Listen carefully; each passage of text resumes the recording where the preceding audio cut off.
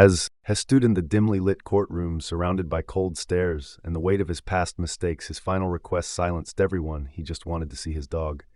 One last time. What happened next would change not only his life, but everyone who witnessed it forever. The air was heavy with tension, the kind that made every shuffle of paper and muffled cough join the vast space for years. Jack Reynolds had been at the center of a whirlwind of scandal and betrayal. Accused of crying, he had long denied once a respected figure in his small hometown, and now found himself stripped of dignity, reduced to a shadow of the man who used to be his only companion through those years of turmoil. Was Titan, his loyal Labrador retriever, a constant source of comfort? Amidst the storm, the courtroom was an arena of judgment, filled with faces eager to see Jack's fate. Sealed reporters scribbled furiously, capturing every moment of the trial that had captivated the nation. But as Jack stood the ray, his voice is steady. Despite the quiver in his hand, his request was unlike anything anyone expected. Your Honor, he began, his eyes fixed on the judge before this sentence is carried out. I have but one wish. I would like to see Titan, my dog. Gun last time. A murmur rippled through the courtroom, disbelief mingling with curiosity. Even the judge's stoic figure, who rarely betrayed emotion, leaned forwards, lightly intrigued. A dog? He questioned, his voice lathed skepticism. As Jack affirmed, his gaze unwavering. Titan has been with me through everything. He deserves a proper good. The room fell silent, and for a moment the humanity in Jack's plea overshadowed the harshness of the charges against them. It wasn't about guilt or innocence anymore. It was about a man's final connection to the one being who had never judged him, unbeknownst to everyone present. Jack's request would travel a series of events that none could have anticipated. Titan was an ordinary dog, and their reunion would bring to light truths that had been buried. 4 years reshaping the narrative of Jack's life and those around him forever. Jack Reynolds hadn't always been a man accused of crimes. Just 5 years ago, he was the pride of Meadowbrook, a small picturesque town nestled at the foot of the Rockies, as the founder of a local nonprofit that rescued abandoned animals. Jack was a beloved figure of seen walking Titan through the town square or organizing adoption events at the community center. His life seemed idyllical, most too good to be true. But behind the scenes things began to unravel. A trusted colleague had accused him of embezzling funds meant for the nonprofit, alleging that Jack had siphoned thousands of dollars into offshore accounts. The evidence was damning: for signatures, falsified invoices, and financial trails that pointed directly to him. Overnight, Jack went from hero to pariah, shunned by the very community he had served through it. Titan remained his steadfast companion. The Labrador had been a rescue himself, found as a trembling pup on the side of a highway years before. Jack had nursed him back to health, and their bond was unbreakable. When friends and neighbors turned their backs on Jack, Titan stayed by his side, offering silent comfort during sleepless nights filled with worry and regret. The trial had been swift and merciless. Prosecutors painted Jack as a greedy opportunist, someone who had betrayed the trust of his community for personal gain. Despite Jack's pleas of innocence, his defense crumbled under the weight of the evidence. Witnesses testified against them. Financial experts confirmed the damning paper trail, and even his closest allies distanced themselves. The judge handed down a guilty verdict, sentencing Jack to life in prison. The courtroom was now his final stage, a place where every aspect of his life had been dissected and judged. As she stood there making his unusual request, the room seemed divided. Sam dismissed it as a ploy for sympathy, while others couldn't help but feel a pang of compassion. Fourth, a man who had lost everything. The judge's response was cautious. This is a highly irregular request. Miss Reynolds, she said, removing his glasses and placing them on the bench. However, given the circumstances and the gravity of the sentence, I will allow it. Your dog will be brought there, under strict supervision. Jack's shoulders sagged in relief. It was a small victory, but it meant everything to him. The arrangements were made, and the following day Titan was brought to the courthouse, the sight of the dog tail wagging furiously as she entered the room brought a collective gasp from the audience. For a moment, the hardened expressions of guards and spectators softened as they watched the loyal Labrador tug against this leash, desperate to reach his owner. Jack knelt down, his hands trembling as they met Titan's, for tears streamed down his face as she whispered, "Hey buddy, I missed you so much." Titan barked softly, his tail wagging even faster as she licked Jack's face. The connection between the two was palpable, a moment of pure, unfiltered emotion that cut through the tension in the room. But then something unexpected happened. As Titan moved closer, he began sniffing Jack intently, his nose pressing against Jack's shirt. The dog's demeanor shifted, his movements deliberate and focused. Jack noticed the subtle change and frowned. What's wrong? Titan, the dog, turned to the judge's bench and barked sharply, startling everyone in the room. Titan's handler struggled to regain control, but the Labrador wouldn't budge. He barked again, his eyes locked on the Judge's desk, the murmurs in the courtroom grew louder, confusion spreading like wildfire. Is there a problem with the dog? The judge asked, his voice tinged with irritation. I'm not sure, the handler replied, pulling at Titan's leash, but the dog refused to move, his barking growing more insistent. It was then that Jack's gaze fell on a small flash of light, reflecting off Titan's collar. At first, it seemed like an ordinary tag, but upon closer, Jack realized it wasn't. Hidden among the folds of Titan's collar was a tiny metallic object barely noticeable, unless you were looking for it. Jack's heart raced as he reached out, his fingers brushing against the object. It was a USB drive cleverly concealed within the collar's lining. Jack quickly pocketed the device, his mind racing with questions: who had placed it? Why was it hidden on Titan? And most importantly, what secrets did it contain? The dog's sudden change in behavior made sense.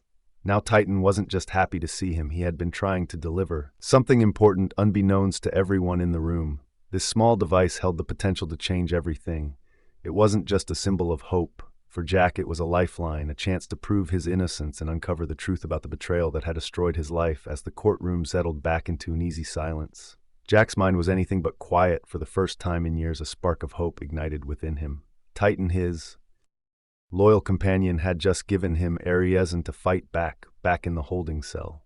Jack sat alone, his hands trembling as she examined the USB drive he had retrieved from Titan's collar. He turned it over in his fingers, the tinny device feeling heavier than its hood. It was impossible to tell what it contained, but Jack couldn't ignore the meticulous planning it must have taken to hide it. Someone had gone to great lengths to ensure he received it, and Titan had been. The courier's thoughts spiraled. Could this drive be connected to his case? Was it evidence planted to frame him further, or was it a lifeline holding the key to his exoneration? He couldn't afford to hope blindly, but the sheer presence of the device filled him with a mix of dread and cautious optimism. Reynolds, you've got a visitor, a guard barked, interrupting his thoughts. Jack looked up, surprised. Visitors had become rare after his conviction. The guard opened the cell door and led him to a private room where his attorney, Claire Monroe, was waiting. CLA was a fiery young lawyer who had taken Jack's case pro bono, determined to prove his innocence despite the mountain of evidence against him. CLA, Jack greeted her with a weak smile. I didn't expect to see you today. I got word about your unusual request in court, CLA said, raising an eyebrow, and I heard about Titan. What's going on? Jack hesitated, unsure of how much he could safely reveal. Finally, he leaned in, lowering his voice. I found this, he said, pulling the USB drive from his pocket and sliding it across the table. Claire's eyes widened as she picked up the device. Where did this come from? It was hidden in Titan's collar. Jack explained. I don't know who put it there or why, but something tells me it's important. CLA studied the drive, her mind already racing. If this has anything to do with your case, we need to figure out what's on it. But we'll need to be careful. If it's evidence, then we have to handle it by the book, or it could be dismissed in court. Can you check it? Jack asked, his voice laced with urgency. I'll see what I can do, Claire replied, but access it might not be easy. If whoever planted this went to the trouble of hiding it, they likely encrypted it as well. Jack nodded. Whatever it takes. I need to know the truth. Later that evening, CLA returned to her office, her mind buzzing with questions. She connected the USB drive to her secure laptop, half expecting it to contain nothing of value. Instead, the screen filled with files, all labeled with cryptic names. Her breath caught as she opened the first document. It wasn't just financial data. It was a detailed log of transactions, timestamps, and correspondence between high-ranking members of the nonprofit's board. The files painted a damning picture, but not of Jack. They showed a coordinated effort by several board members to embezzle funds and shift the blame onto Jack when an audit threatened to expose their activities. Email threads revealed cold calculations discussing how to fabricate evidence against Jack and ensure his conviction. Claire's heart pounded as she scrolled through the files. This wasn't just exonerating evidence, it was a full-blown conspiracy, but the most shocking revelation came in the form of a video file labeled for Jack. With trembling hands, CLA clicked on it. The video began with a dimly lit room. A man appeared on the screen, his face obscured by shadows. Jack. The voice began distorted to disguise the speaker's identity. If you're seeing this, it means Titan delivered the drive as planned. You were framed by people you trusted, and this evidence will provate, but be warned, they're watching. You'll need to act carefully and quickly to expose the truth.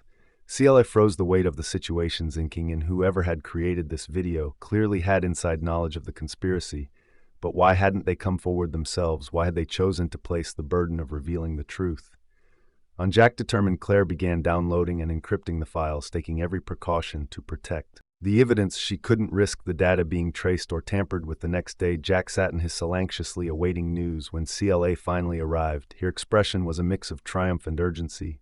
You were right, she said, placing a folder on the table between them. This drive contains everything we need to prove your innocence: emails, financial records, even video evidence. Jack's breath. Are you serious? This could clear my name.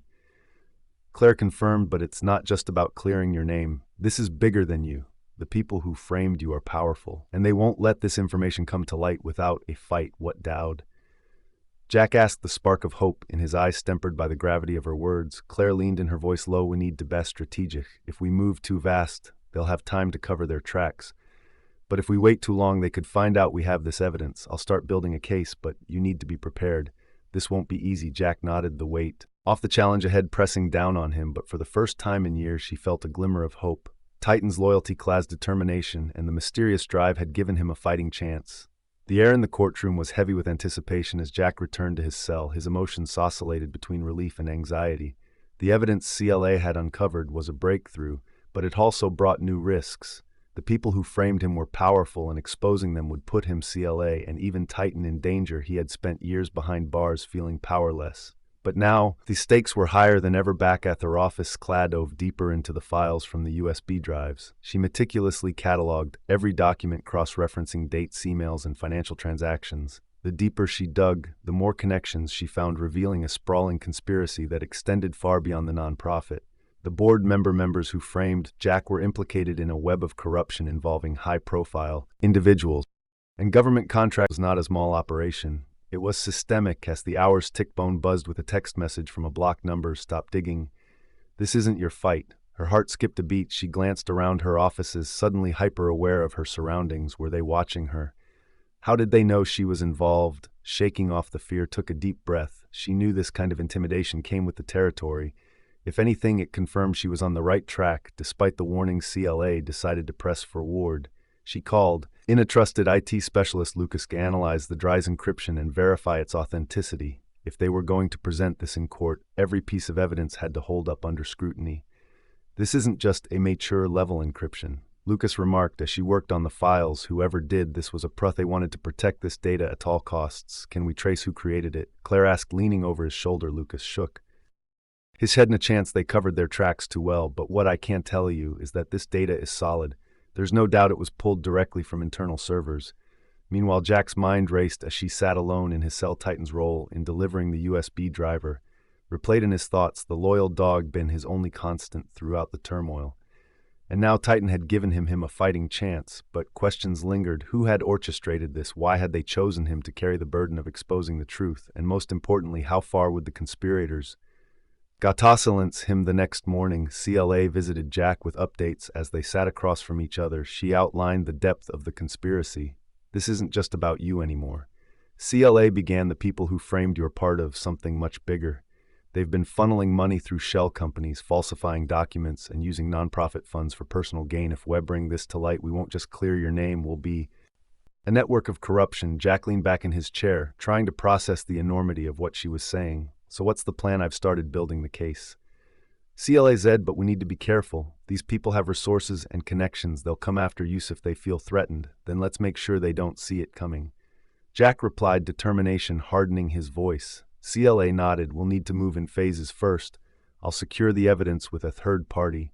Then I'll reach out to an investigative journalist. I trust if something happens to us, the story will still get out. While CLA worked on securing the evidence, Jack began to notice subtle changes in the prison guards who had always honored him were suddenly paying closer attention. Conversations in the yard seemed to halt whenever he approached. It was as if the news of his court request had drawn unwanted attention. One afternoon, a fellow in Matt named Dredd, known for his sharp intuition, pulled Jack aside. You've got eyes on you, Reynolds.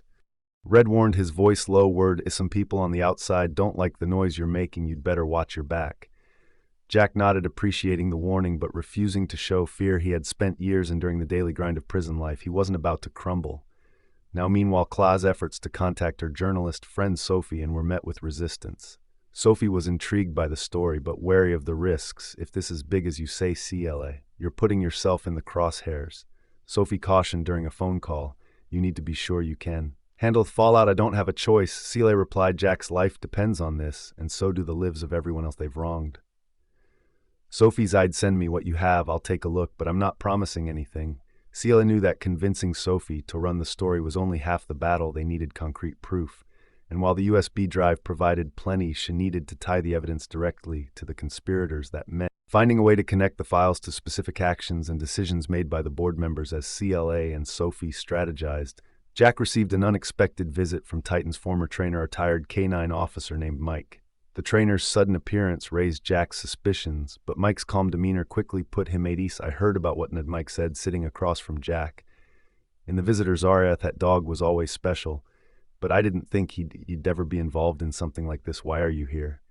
Jack is cutting to the chase. I came to tell youth that Titan wasn't acting on instinct. Someone trained him for this, someone who knew exactly how to get them.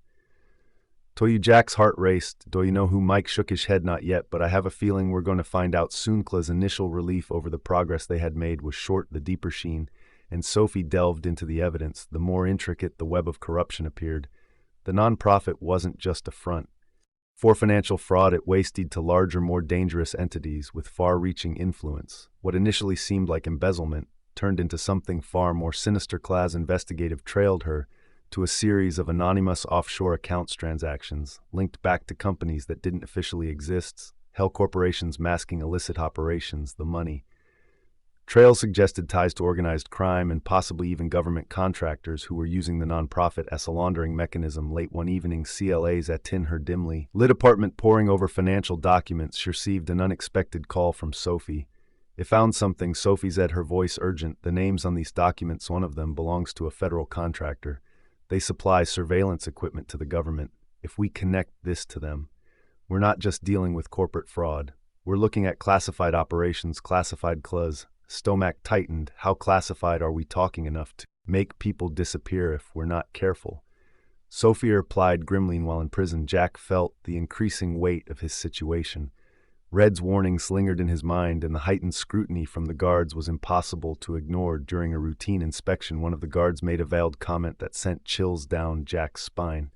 Be careful, Reynolds, some fights are bigger than you, the guard muttered, barely audible. Jack knew better than to react, but the message was clear. His pursuit of justice was ruffling feathers in dangerous places that night. Jack was jolted awake by shouting in the cell block. A fire had broken out in the far wing, forcing the guards to evacuate several inmates. The timing felt too coincidental. As Jack watched the chaos unfold, he couldn't shake the feeling that someone was sending aim sage, not just to him but to anyone aligned with his cause outside the prison.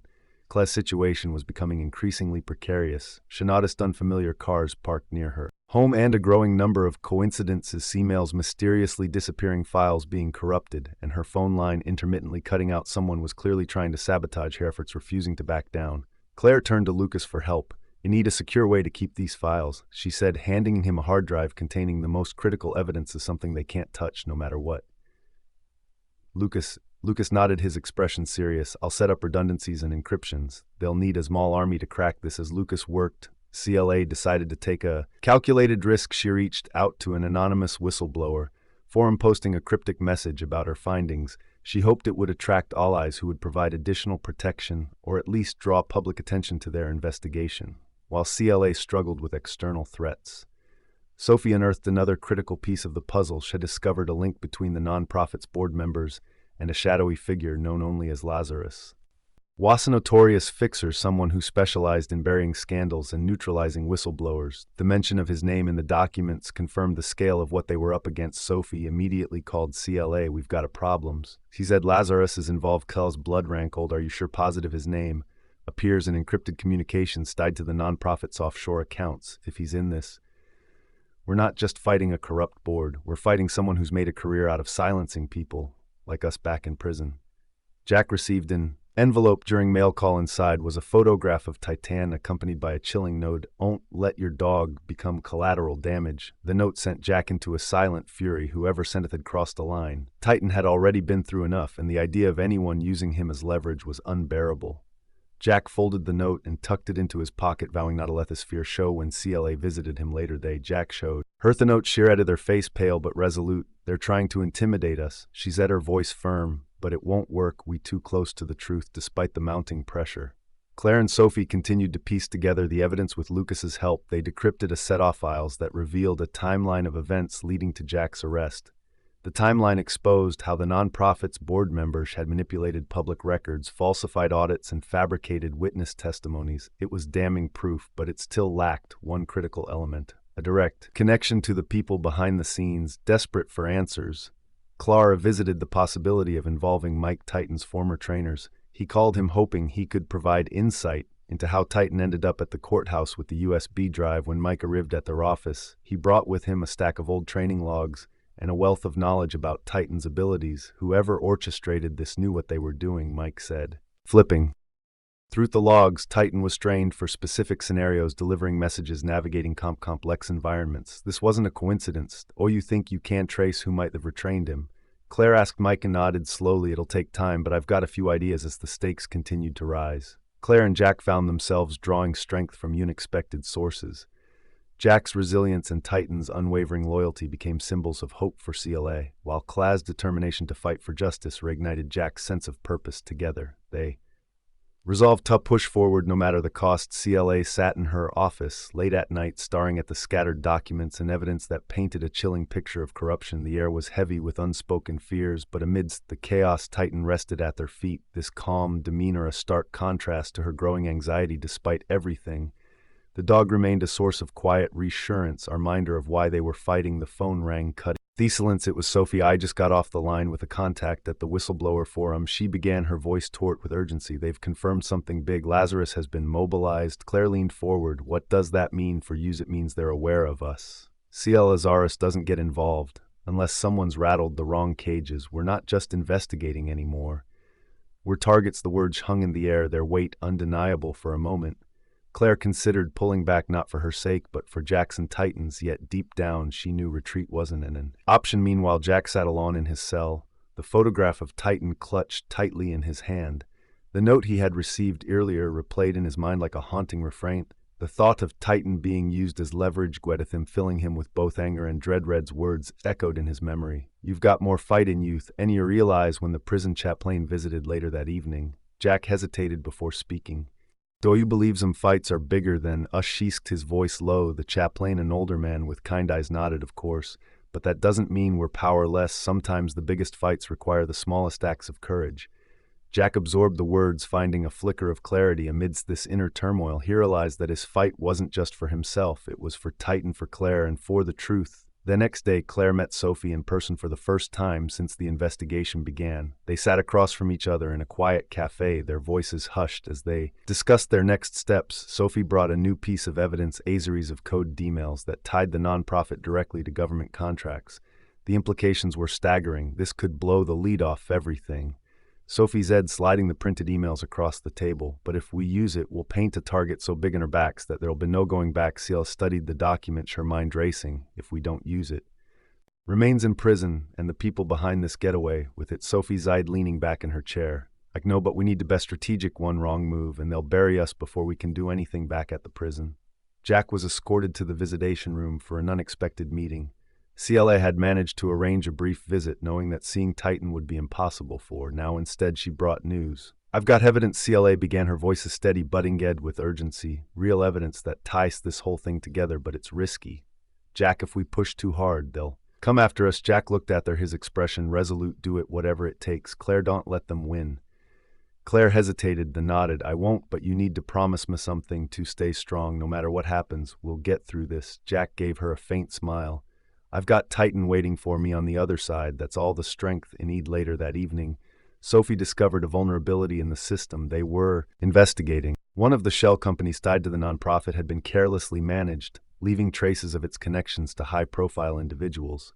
The discovery was a breakthrough, but it also posed a dilemma. Exposing this connection could accelerate the investigation, but it would also escalate the risks tenfold. Claire called Lucas to discuss their options. If we use this, we'll force their hand, she said, but it might also force us into hiding. Lucas was silent for a moment before responding. Sometimes the only way to win is to take the biggest risk. Just make sure you're ready for what comes next. A tensions-mounted Titan began exhibiting unusual behavior during one of their late-night sessions. She repeatedly nudged Claire's arm, directing her attention to a file she had overlooked. Inside the file was a handwritten note. Jack's original plea for help when he first realized he was being framed. It contained details that aligned with the emails Sophie had uncovered, creating a clearer picture of the conspiracy. CLA stared at the note, her mind racing. Titan's instincts had once again led her to a critical piece of the puzzle. Good boy, she whispered, stroking his fur.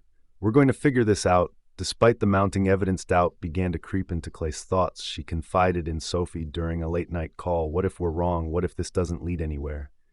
Sophie's response was firm. CLA, we've come too far to stop now. Jack is counting on us, Titan is counting on us, and deep down you know the truth. You've always known. CLA took a deep breath, letting Sophie's words settle. She realized that despite the risks, they were on the right path. The fight wasn't just about uncovering the truth, it was about justice for Jack, for Titan, and for everyone else who had been wronged. Claire woke up to the sharp ring of her phone. It was Sophie, her voice trembling on the other end. CLA, they know. Lazarus has made its move. The word sent a chill down Claire's spine. What do you mean? I just received a message. Sophie explained. It was cryptic but clear. You're too close, back off. And that's not all. My laptop was tampered with. Last night files are missing. Ciela clenched her fist. The threat was unmistakable, but it only fueled her determination. We're not backing off, not now. At the prison, Jack felt the weight of the unseen battle. CLA and Sophie were fighting guard. Reynolds passed him and noted during his routine check, they watching men, now to stay strong. Jack understood the implications. The network of people supporting him was shrinking under the increasing scrutiny of Lazarus. Every action, every piece of evidence Claire uncovered was forcing their enemies to act. That same morning, CLA received an unmarked package at their office. Inside was a single USB drive and a note for Titan. She stared at the note, her mind racing. Who had sent it? 10. Why mention Titan? Against their better judgment, CLA plugged the drive into an isolated system. What she found was both shocking and illuminating: surveillance footage of Jack and Titan from years prior. During the time Jack had worked for the nonprofit, the footages showed interactions between Jack and several board members who were later tied to Lazarus. One video in particular stood out. Jack and Titan at a board meeting where Titan's training as a search and rescue dog was being discussed. The board members seemed overly interested in the dog's abilities. CLA replayed the video, noticing a subtle exchange of glances among them. Their realization hit her like a lightning bolt. Titan had been targeted from the start, not just as Jack's companion, but as a tool they intended to use. CLA and Sophie met later that day to discuss their findings. This changes everything, Sophie said, pacing the room. Titan wasn't just collateral damage, he's a key piece in their operation. But why? CLA asked. What could they possibly want with a dog? Sophie hesitated. Think about it, CLA. Titan was trained to detect anomalies, track sense, and navigate complex terrains. What if Lazarus wasn't just interested in Jack's work, but in Titan's abilities? They could use him for anything: covert operations, smuggling information, or even as a courier. The implications were staggering. Titan wasn't just a loyal companion, he was a weapon. Lazarus wanted to control. Meanwhile, Jack received another visitor at the prison. It was Red, his cellmate from before. But this time Red's demeanor was different, more calculated. I've been hearing things. Jack, he began. You're stirring up a hornet's nest. Jack didn't respond immediately. What do you want Red to warn you? Ed replied, Lazarus doesn't lose if they think you're a threat. They'll crush you and your friends. They're just as vulnerable. Jack's jaw tightened. Then why tell me this? Red smirked. Because sometimes even the bad guys shade the bigger bad guys. The cryptic statement left Jack uneasy. Could Red be trusted, or was this another move by Lazarus to sow doubt? Claire and Sophie decided to reach out to their trusted contact in cybersecurity, Paul PA, for help analyzing the USB drive. Paul, a former hacker turned ethical consultant, had connections that could dig deeper into Lazarus's operations. This isn't just a random drive, Paul said. After a few hours, the metadata on these files shows they were accessed from a high-security server last week. Whoever sent this toy you had inside access to Lazarus. Do you think it's a trap? Claire asked. Paul nodded. It's possible, but it's also a breadcrumb. Someone on the inside might be trying to help you. The tension escalated further when Claire received an encrypted email from an unknown sender. The message contained detailed plans for an upcoming Lazarus operation, one involving Titan. The plans indicated that Lazarus intended to use Titan in a covert mission, leveraging his abilities for their benefit. This is insane, Sophie said, reading over Claire's shoulder. They're not just framing Jack. They're weaponizing Titan. Claire's blood boiled. They can't get away with this. We need to stop them. Late that night, Claire sat with Titan by her side. Scrolling through the evidence they had gathered, Titan rested his head on her lap, his calm presence grounding her amidst the storm. She looked into his eyes and felt a surge of resolve. Titan'd been loyal, brave, and unyielding. Now it was her turn to protect them. The phone buzzed. It was Lucas. We've got a lead. He said, a warehouse on the outskirts of town. It's tied to Lazarus and matches the location mentioned in the plans. Then that's where we go next. Claire replied, her voice is steady. The next day, Sophie and Lucas prepared to investigate the warehouse. They knew it was a risk, but they also knew it might be their only chance to uncover the truth. Titan, ever vigilant, would accompany them. Before leaving, CLA sent Jack a message through it. Rusted channel where closed Jack hold on Titan. and I won't let them win in his cell. Jack messaged, a faint smile tugging at his lips for the first time in months. She felt hope. The abandoned warehouse loomed on the outskirts of the city, its rusted exterior a stark reminder of the secrets it concealed. Sophie, Lucas, and Titan approached cautiously, keeping to the shadows. The plan was simple: infiltrate a document and leave undetected, yet the weight of uncertainty hung heavy in the air. Titan Alert ever took the lead. His sharp instincts guided them through the overgrown lot surrounding the warehouse. He stopped abruptly near the side entrances, sniffing intently. What is it? Boy, CL whispered. Titan let out a low growl, his eyes locked on the door. It's probably guarded, Lucas murmured, drawing closer, but we can't turn back now. Inside, the airways, thick with the hum of machinery, rows of computer servers blinked in the dim light, their presence confirming the warehouse's role as a Lazarus facility. Sophie quickly set up a portable scanner to retrieve it from the network. Make it fast, CLA urged here, scanning the room for any signs of movement. Give me 5 minutes. Sophie replied, her fingers flying over the keyboard. Titan suddenly tensed, his ears twitching. Toward. At a distant noise, a faint shuffle echoed through the cavernous space. CLA motioned for Lucas to investigate, while she and Titan stayed behind mine to guard. Sophie, as Lucas moved deeper into the warehouse, he discovered an adjoining room filled with crates marked with Lazarus insignia. Opening one cautiously, he found an array of electronic devices, from surveillance equipment to encrypted communication tools, for they're running an entire operation out of here. He muttered, snapping photos for evidence. Back at the main server, Sophie's face lit up. I've got something, she said, her voice barely above a whisper. These 5 FES detailed their upcoming plans. Look, there's a schedule for Titan. CLA leaned in, her stomach tightening as she read the document. The schedule listed times, locations, and tasks, all involving Titan being transported between facilities. They're planning to use him tomorrow, she said, her voice trembling. We're running out of time. Titan growled again, this time louder, pulling close. Attention. To the doorway, footsteps were approaching, several pairs. Sophie, we need to move, CLA said urgently. Almost done, Sophie replied, her fun broken. The footsteps drew closer, accompanied by muffled voices. Lucas reappeared, his face grim. We've got company, he said. Security patrol, and they're heading this way. Time's up. CLA said, grabbing Sophie's arm. We have to go now. The group moved swiftly, but the exit was no longer clear. Guards had entered the warehouse, their flashlights cutting through the darkness. Titan took the lead, guiding the group through an alternate path toward their air exit. His training proved invaluable as she alerted them to hidden cameras and avoid detection. Titanus incredible, Lucas whispered, watching the dog navigate the treacherous terrain. Claire gave a small nod, her heart swelling with pride. Titan wasn't just leading them to safety, he was their hope, their guardian. As they reached the exit, a sudden shout echoed through the warehouse's to right. There the guards had spotted them. CLA and Lucas froze, shielding Sophie as she clutched the data drive. Titan growled, protectively positioning himself between the group and the approaching guards. Were out of options, Lucas said, his voice steady despite the tension. No, Claire replied. Here is on Titan. We're not, with a sharp command from Claire. Titan sprang into action. He darted toward the guards, his movements precise and calculated. The distraction was enough to create an opening. Go, Ciela shouted, pulling Sophie and Lucas toward the exit. Titan returned moments later, his tail wagging. Despite the tension, the guards were disoriented but unharmed, giving the group just enough time to escape into the night. Back at their safe house, Sophie plugged the drive into a secure laptop. This is big, she said. Here, scanning the files. These plans aren't just about Titan. Lazarus has operations spanning multiple cities. They're using animals like Titan in their schemes. Dogs, Falcon 7 dolphins, Glass breath caught. They're exploiting them. Profit and power, she said, her voice filled with disgust. Titan isn't just a pawn in their game. He's part of something much larger. As they processed the information, received a call from guard Reynolds. Jack's in danger, he said, his tone urgent. They're moving him to a high-security wing tomorrow. I don't know if I can reach him. After that, Claw's mind raced. The timeline was closing. And Titan was scheduled to be taken. Jack was being isolated, and their evidence was still incomplete. We need to act fast, she said, turning to Sophie and Lucas. If we don't stop Lazarus now, we might never get another chance. Titan rested beside CLA, his eyes scanning the room. She placed a hand on his head, drawing comfort from his steady presence. We're going to get through this, she whispered. You mean Jack? Together, the team spent the rest of the night devising a plan. They would strike at the heart of Lazarus's operations, using the evidence they had gathered to expose the organization. But first, they had to protect Titan and Jack. The stakes had never been higher. The morning air was heavy with anticipation as Class, Sophie, and Lucas prepared to execute their plan. Every detail had been considered, every potential risk accounted for, or so they hoped. Titan Agilent seemed to sense the tension, staying close to CLA as they reviewed their strategy one final time.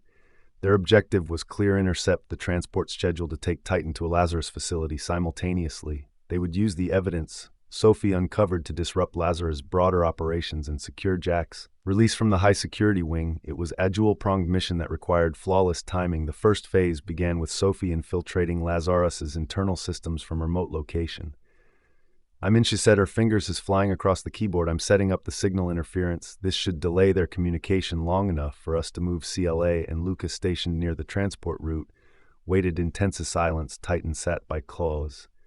Sideheiser perked. The sound of approaching vehicles broke the stillness. They're here. Lucas whispered, his hand tightening around the binoculars. Two black SUVs flanked a van in the center, all bearing Lazarus' logo. CLA took a deep breath. Steady her nerves. Remember, Titan is our priority, she said, her voice firm. Lucas nodded, positioning himself to intercept the convoy as the vehicles approached the designated point. Lucas activated a makeshift roadblock, a fallen tree and debris, strategically placed to force the convoy to stop. The guards exited cautiously, scanning the area for threats. This is it, CLA murmured, signaling Titan. The dog bolted into action, darting toward the Val with precision. His training allowed him to evade the guards and reach the back of the vehicle. Undetected inside, Titan found himself face to face with another guard. The man froze, clearly unprepared for the sudden appearance of the German Shepherd. Titan let out a low growl, his presence alone enough to intimidate the guard. Sideheiser perked. The sound of approaching vehicles broke the stillness. They're here. Lucas whispered, his hand tightening around the binoculars. Two black SUVs flanked a van in the center, all bearing Lazarus' logo. CLA took a deep breath. Steady her nerves. Remember, Titan is our priority, she said, her voice firm. Lucas nodded, positioning himself to intercept the convoy as the vehicles approached the designated point. Lucas activated a makeshift roadblock, a fallen tree and debris, strategically placed to force the convoy to stop. The guards exited cautiously, scanning the area for threats. This is it, CLA murmured, signaling Titan. The dog bolted into action, darting toward the Val with precision. His training allowed him to evade the guards and reach the back of the vehicle. Undetected inside, Titan found himself face to face with another guard. The man froze, clearly unprepared for the sudden appearance of the German Shepherd. Titan let out a low growl, his presence alone enough to intimidate the guard.